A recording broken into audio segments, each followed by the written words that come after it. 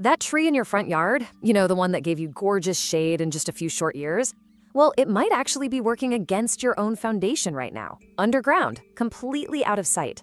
Pretty much every homeowner has planted at least one tree they end up regretting. One that slowly heaves the driveway, one that's quietly poisoning a flower bed 30 feet away. And yet, garden centers are still selling them by the thousands. Why? Because they grow fast and they're cheap. But as we're going to see, that's exactly what makes them a total nightmare a decade later. So let's dive into this explainer and uncover what is really happening in our yards. It's crazy to think about, but some of these popular yard trees, they're actually banned outright in multiple states. One tree on our list today can literally kill nearly everything planted near it, and you'd never even know why. And the number one offender? It has caused real insurance claims and incredibly messy legal disputes between neighbors over root damage alone.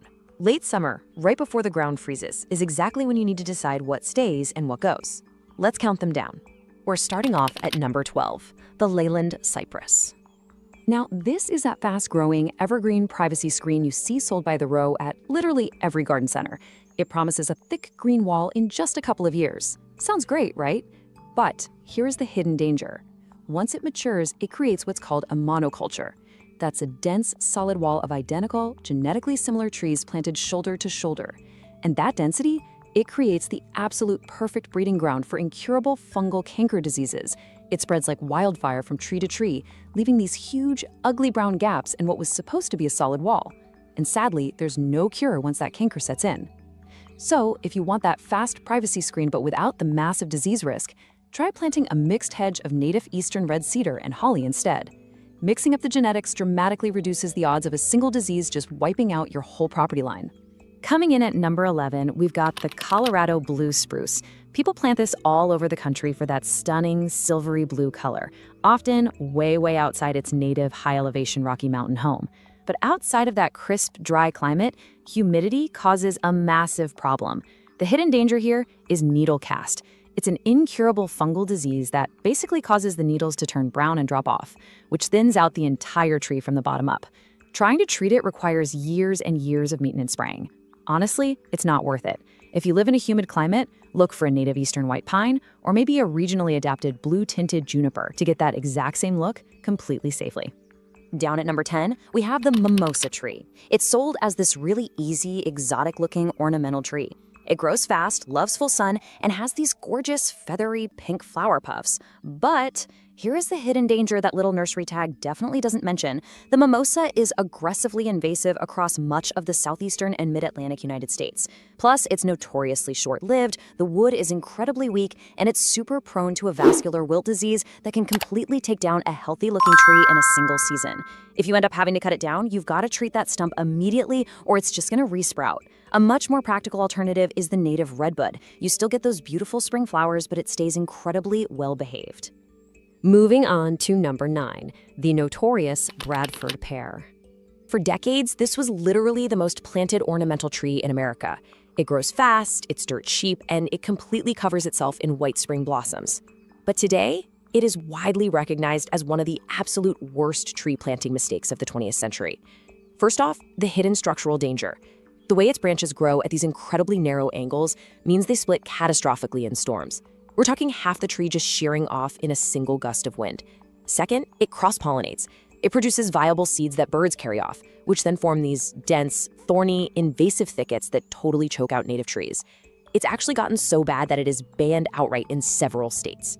Getting rid of it is pretty straightforward with a chainsaw, but definitely do it before storm season hits. If you really love those white spring blossoms, swap it out for a native serviceberry or a flowering dogwood.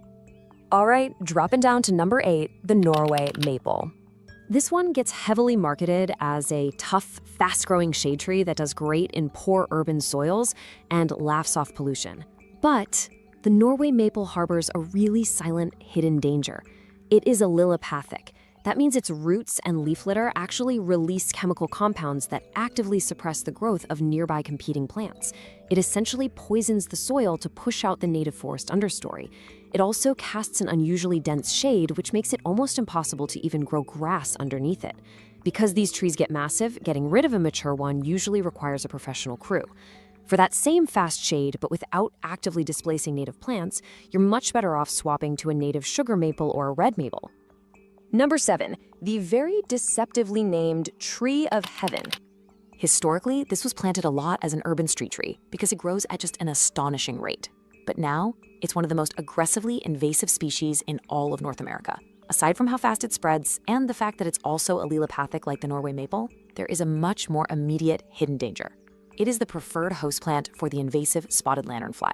Having a tree of heaven on your property is basically rolling out the red carpet for a highly destructive pest, and removing it is a genuine nightmare. If you just cut it down, it triggers this explosive, vigorous resprouting. You have to commit to cutting it and doing a highly targeted, professional herbicide treatment on the stump. If you want fast-growing shade, play it safe with a native black locust or a tulip poplar instead. That brings us to number 6, the princess tree, also known as Paulownia. This tree gets heavily pushed online for its enormous growth rate and those massive, showy purple spring flowers. But the reality is quite a bit darker. The hidden danger? A single mature princess tree pumps out an extraordinary volume of tiny wind-dispersed seeds every single year. It will rapidly colonize any disturbed ground nearby. Getting rid of this one is a multi-year commitment. You can't just chop it. You have to cut the tree down completely, monitor the exact site for 2 full growing seasons, and vigorously treat any root fragments that try to resprout. If you live in the right climate and you're really craving those purple flowers, a native jacaranda or a properly trained native wisteria is a vastly superior choice. Halfway down our list at number 5 is the white mulberry. People usually plant this for its abundant summer fruit, but the hidden danger here is totally genetic. It aggressively hybridizes with our native red mulberries, essentially diluting their genetics out of existence. And on a purely practical level, the fruit drop creates a monumental mess. We're talking stained, ruined driveways, ruined sidewalks, and splattered parked cars for weeks on end. If you want a fruit-producing tree without the invasive genetics and the massive driveway cleanup, just make absolutely sure you are buying a confirmed native red mulberry from a highly reputable native plant nursery. Moving to number 4, the weeping willow. We all know this one. It's widely planted and loved for that beautiful, graceful, cascading form, usually right next to a backyard pond or in a low, moist spot in the yard, which, ironically, is exactly the problem. The hidden danger is that willow roots are insanely aggressive when it comes to seeking water. They will frequently locate, infiltrate, and completely destroy underground sewer lines, septic systems, and irrigation pipes. If you currently have a weeping willow anywhere near an underground utility line, you really need to proactively hire a plumber to run a camera down those pipes before you end up with a devastatingly expensive problem. For that same graceful, cascading look without the plumbing nightmare, plant a native weeping form of birch or dogwood. Down to number 3, the black walnut. Now, this one is actually a highly valuable native timber and wildlife tree, and that's exactly why so many well-meaning folks plant it, completely unaware of what is about to happen to the rest of their yard. The hidden danger here is jugalone. That's a highly toxic compound produced in the tree's roots, leaves, and nut holes. Things like tomatoes, peppers, and tons of common ornamental plants will just wilt, turn yellow, and die if they are planted anywhere within the root zone. I've seen gardeners spend literally years troubleshooting these mysteriously dying garden beds, never realizing the black walnut 50 feet away was the culprit. But the unique solution here is not a chainsaw. You really don't need to cut down a perfectly healthy native black walnut. You just need to plan around it. Stick to planting jugalone-tolerant species, things like hostas, daylilies, and native woodland perennials. Just missing the top spot at number 2, the Chinese tallow tree. For a long time, this was pushed all across the Gulf Coast in the southeastern U.S. because it offers brilliant autumn color in regions that usually miss out on fall foliage. The problem is, it spreads aggressively, turning incredibly diverse native habitats into dense, single-species dead zones. But here's the hidden danger that poses the most immediate risk to you personally. The tree's highly toxic sap contains compounds that cause serious skin irritation if you get it on you during pruning. Because it spreads so disastrously, it's actually now banned or highly restricted from sale in several southern states. To remove it, you're looking at immediate stump herbicide treatment. For that reliable fall color in those warmer regions, swap it for a native black gum tree or a native red maple. And finally, we've reached number 1, the ultimate backyard regret, the silver maple. It's incredibly fast, it's cheap, and it was planted by the millions as an instant shade tree all throughout the 20th century. But here is the hidden danger, and exactly why it is widely considered the absolute worst tree you could ever plant in your house.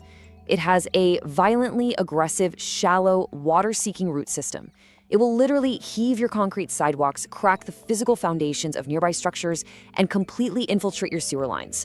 You take all that underground chaos and you combine it with notoriously weak, brittle wood that is famous for dropping giant, heavy limbs on roofs with zero warning.